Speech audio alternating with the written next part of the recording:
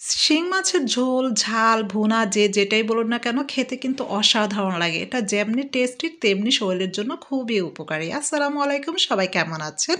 আশা করছি সবাই আল্লাহর রহমতে ভালো আছেন। আজকে শিং মাছের ঝোল, ভুনা, ঝাল যে যেটাই বলেন সেটার রেসিপি শেয়ার করতে যাচ্ছি। অলরেডি আমার চ্যানেলে কিন্তু ২ টা শিং মাছের রেসিপি দেওয়া আছে। আপনারা দেখে নিতে পারেন ইচ্ছে করলে। আর আজকের ভিডিওটা ভালো লাগলে ইনশাআল্লাহ সবাই ১ম এই ভিডিওতে একটা লাভ রিঅ্যাক্ট দিয়ে দিবেন। বেশি করে কমেন্টস করবেন। বেশি করে সম্ভব হলে ভিডিওটাকে শেয়ার করে দিবেন আর আমার ফেসবুক পেজটাকে ফলো দিয়ে রাখবেন। তো এই তো আমি এখানে ৫০০ গ্রাম শিং মাছ নিয়েছি, আস্ত, আস্ত করে রেখেছি। আর এই যে মাঝখান থেকে একটু চিড়ে নিয়েছি, এতে শিং মাছের কিছুটা রক থাকে, সেটা খাওয়া যায় না, কেটে ফেলে দিতে হয়। তাই ফেলে দিয়ে খুব ক্লিন করে পরিষ্কার পানি দিয়ে পানি ঝরিয়ে এতে ১ টেবিল চামচ লবণ দিয়েছি আর পরিমাণ মতো হলুদের গুঁড়ো দিয়ে হাত দিয়ে খুব সুন্দর ম্যারিনেট করে ১০ মিনিটের মতো রেখে দিব। আর এদিকে চুলায় একটা পরিষ্কার প্যান বসিয়ে দিব। প্যানটা যখন গরম হয়ে যাবে তখন এখানে ১/২ কাপের মতো সয়াবিন তেল এড করে দিব। আপনার ইচ্ছে করলে রান্নাটা সরিষার তেল দিয়েও করতে পারেন। আর অবশ্যই তেলটাকে খুব ভালো করে গরম করে নিতে হবে। যে পর্যায়ে তেলটা খুব ভালো করে গরম হয়ে যাবে তখন এখানে আগে থেকে ম্যারিনেট করা শিং মাছগুলোকে এক, এক করে খুব সাবধানে বিছিয়ে তেলের মধ্যে ছেড়ে দিতে হবে। আর তেলের মধ্যে দেওয়ার সাথে, সাথে কিন্তু কোনো প্রকার উল্টানোর চেষ্টা করবেন না। এতে করে মাছটা ভেঙে যেতে পারে। আর এখানে ২ টা মাছ রয়ে গিয়েছে। এটা এই সেম তেলে আমি পরবর্তীতে ভেজে নিব সেম প্রসেসে।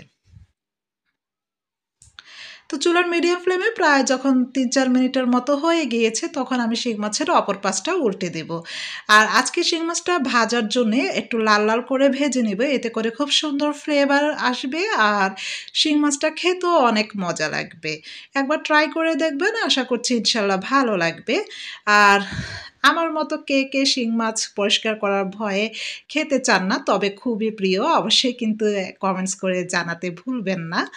আর এই তো মাছগুলো দেখেন খুব সুন্দর লাল, লাল করে এরকম ২ পাশ আমি ভেজে নিব। তো ভেজে তুলে নিয়ে নিব।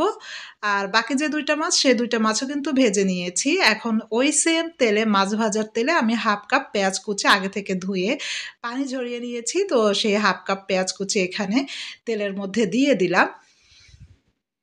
দিয়ে খুব সুন্দর নেড়েচেড়ে একেবারে লাল, লাল করে ভেজে নিব। পুরোপুরি লাল, লাল না, মানে জাস্ট একটু হালকা ব্রাউন কালার শেড আসবে তখন এখানে আগে থেকে আ ফ্রোজেন টমেটো আমি এখানে এড করে দিচ্ছি ৩ টা, একটু টুকরো, টুকরো করে নেওয়া। আপনারা ফ্রেশ টমেটো হাতের কাছে থাকলে সেটা ইউজ করবেন। আর এখানে আদা রসুন একসাথে পেস্ট করা ২ চা চামচ এড করে দিলাম।